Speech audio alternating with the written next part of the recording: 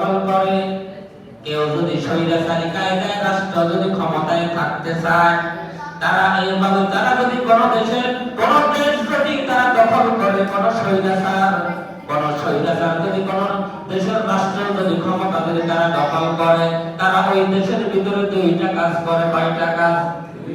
এই আয়াতে ক্বালা ইন্নাল মুলুকা ইযা দাখালু ক্বারিয়াতান আফসাদুহা ওয়া জাআলু আ'ইজ্জাতা আহলিহা আযিল্লা।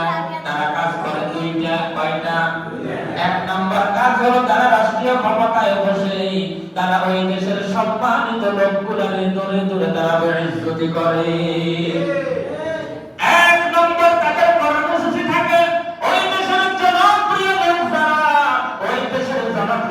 যারা ওই দেশের ভিতরে সম্মানিত লোকগুলোকে দূরে দূরে তারা এক নম্বরে তারা ওই লোকগুলোকে বেইজ্জতি করে, অসম্মানী করে, লাঞ্ছনা করে, তাদের উপরে অত্যাচার নিষ্ঠুরতা চালায়। ওয়া জাআলু আ'ইজ্জাতা আহলিহা আযিল্লা।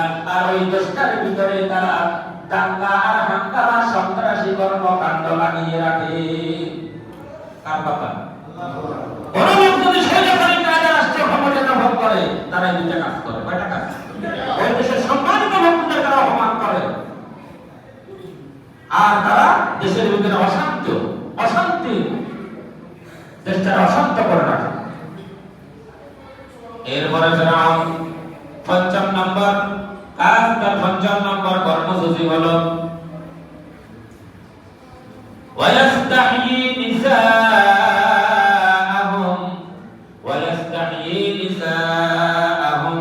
ফেরাউন পুরুষদেরকে ধরে ধরে হত্যা করে, পুরুষদেরকে বাইরে হতে দেয় না, পুরুষদেরকে রাস্তায় বের হতে দেয় না, পুরুষদেরকে রাস্তায় নামতে দেয় না।